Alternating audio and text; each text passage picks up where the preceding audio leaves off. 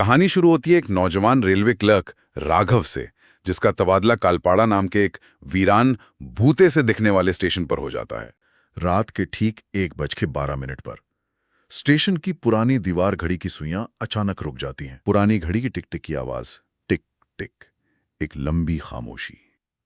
एक गूंजती हुई अजीब सी आवाज में ऐलान होता है, कृपया ध्यान दें, कालपाड़ा स्पेशल प्लेटफॉर्म नंबर 2 पर आ रही है। जबकि राघव अच्छी तरह जानता है कि उस वक्त कोई ट्रेन शेड्यूल पर है ही नहीं। अब इंजन नंबर नहीं है, कोई डेस्टिनेशन बोर्ड नहीं है। इतनी काली हैं जैसे उनमें रोशनी नहीं, सिर्फ अंधेरा भरा हो। आप अंदर झांक नहीं सकते। ट्रेन रुकती है, दरवाजे खुलते हैं और एक अजीब सी भारी खामोशी छा जाती है। कोई नहीं उतरता। वो इंतजार का पल शायद सबसे ज्यादा डरावना है। बिल्कुल, क्योंकि वो हमारी उम्मीदों को तोड़ता है। हम दरवाजे खुलने पर यात्रियों के उतरने की उम्मीद करते हैं। जब ऐसा नहीं होता तो हमारा दिमाग सवाल करने लगता है, अंदर कौन है या क्या है। वो ठहराव उस डर को कई गुना बढ़ा देता है, और फिर जब यात्री उतरना शुरू करते हैं तो वो डर एक नई शक्ल ले लेता है। हाँ, क्योंकि वो यात्री वो सामान्य नहीं है। एक आदमी है जो नंगे पैर है, पुराने जमाने के फटे पुराने कपड़े पहने हुए। एक औरत है जिसकी गोद में एक बच्चा है, लेकिन वो बच्चा जरा भी हिल नहीं रहा, जैसे कोई गुड़िया हो। एक सैनिक है जिसकी वर्दी जली हुई है। हर किरदार अपने आप में एक अधूरी दर्दनाक कहानी जैसा लगता है। आपने सही शब्द इस्तेमाल किया, कहानी। वो सिर्फ भूत नहीं है, वो चलती फिरती कहानियों के टुकड़े हैं। लेकिन जो चीज उन्हें सच में डरावना बनाती है वो एक छोटा सा विवरण है, उनकी कोई परछाई नहीं है। अच्छा। लोक कथाओं में और हमारे अपने कल्चर में परछाई का ना होना आत्मा या जीवन के न होने का सबसे बड़ा सबूत माना जाता है। वो एक लाइन साफ कर देती है कि राघव अब जिंदा लोगों के बीच नहीं है। मुझे लगता है कि जो चीजें इंसानों जैसी दिखती हैं पर हैं नहीं, वो हमें सबसे ज्यादा डराती हैं। शायद इसलिए कि वो हमें अपनी ही नश्वरता या कमजोरी की याद दिलाती हैं। और इसी तनाव के बीच स्टेशन का पुराना फोन बज उठता है, ठीक 1:15 से पहले। और ये फोन कॉल कहानी का रुख पूरी तरह से बदल देता है।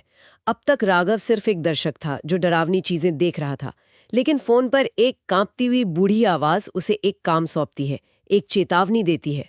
बेटा, अगर ट्रेन आ गई हो तो उससे नया पैसेंजर मत लेने देना। ये लाइन सब कुछ बदल देती है। इसका मतलब है कि ये ट्रेन सिर्फ इन यात्रियों को लेकर आई नहीं है, ये किसी को लेने भी आई है। सही बात।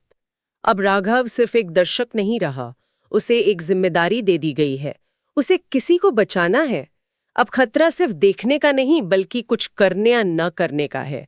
कहानी अब पर्सनल हो गई है। और इसी के साथ कहानी का सबसे बड़ा रहस्य सामने आता है।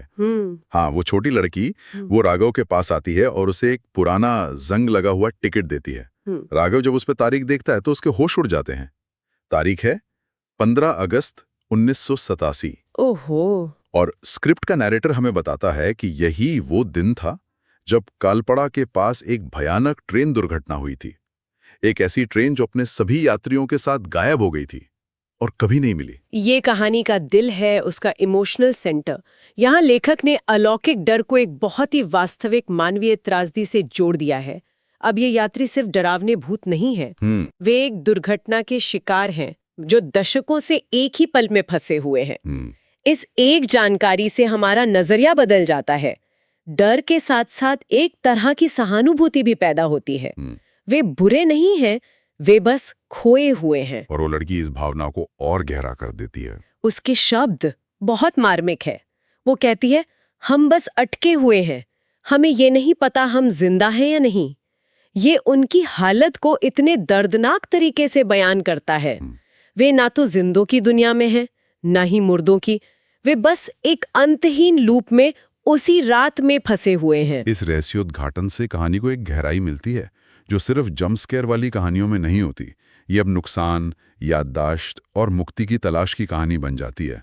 वो ट्रेन अब सिर्फ एक भूतिया वाहन नहीं है, बल्कि एक तरह की भटकती हुई कब्रगाह है जो अपनी मंजिल ढूंढ रही है। और उसकी मंजिल तक पहुंचने की एक कीमत है। बिल्कुल। और वो कीमत कहानी के अंत में सामने आती है। अचानक एक शराबी आदमी स्टेशन में घुस आता है और इन सब चीजों से बेखबर सीधे ट्रेन की तरफ बढ़ने लगता है। वो नया पैसेंजर बनने वाला है। हाँ। राघव उस बूढ़ी औरत की चेतावनी याद करके उसे बचाने के लिए दौड़ता है और आखिरी पल में उसे पीछे खींच लेता है। वो एक हीरो वाला पल लगता है ना, उसने किसी की जान बचाई। लेकिन इसी पल कहानी अपना सबसे क्रूर दांव चलती है। सारे यात्री एक साथ राघव की तरफ मुड़कर देखते हैं और वो छोटी लड़की फुसफुसाकर अभिशाप का असली नियम बताती है। एक को यहीं रहना पड़ेगा, तभी बाकी जा सकते हैं। मेरे तो ये पढ़ते हुए रोंगटे खड़े हो गए थे। मतलब उसने जिसे बचाया उसकी जगह अब उसे ही लेनी होगी। ये एक क्लासिक शापित अदला बदली का विचार है जो कई लोक कथाओं में पाया जाता है। उनकी मुक्ति की एक कीमत है और वो कीमत है एक जिंदा आत्मा। इस एक लाइन से राघव का किरदार पूरी तरह बदल जाता है। वो अब रक्षक नहीं बल्कि खुद शिकार बन गया। हाँ, खुद शिकार बन गया है। उसकी एक नेकी ही उसकी सजा बन गई। कहानी का अंत बहुत तेजी से होता है। स्टेशन मास्टर दौड़ता हुआ आता है, राघव को खींचकर ऑफिस में बंद कर देता है।